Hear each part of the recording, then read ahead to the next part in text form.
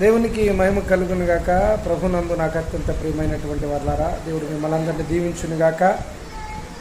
ప్రియులారా, ఈరోజు క్రైస్తవ్యంలో చాలామంది ఎలా ప్రార్థన చేయాలో కూడా తెలియకుండా ప్రార్థన చేస్తూ ఉన్నారు. ఒకసారి మత్తయి రాసినటువంటి శుభవార్త 6వ అధ్యాయము 6 నుండి 8 వచనాలు మీరందరూ కూడా చదవవలసిందిగా ప్రభు పేరిట మీకు తెలియజేస్తూ ఉన్నాను. ప్రియులారా, అందరూ విస్తరించి మాట్లాడడం వలన మా మనవి ఎదుటి వారికి బాగా అర్థమవుతుందని ప్రార్థన చేస్తే అనుకుంటూ ఉన్నారు.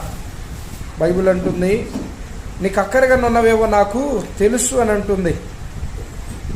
వ్యర్థమైన మాటలు మాట్లాడకుండా మీకు ఏది అవసరమో అంతవరకే మాట్లాడి దేవుణ్ణి స్తుతించి దేవుని దగ్గర నుండి మీరు దీవెనల ఆశీర్వాదాలు పొందవలసిందిగా ప్రభు పేరిట మీకు తెలియజేస్తూ ఉన్నాను.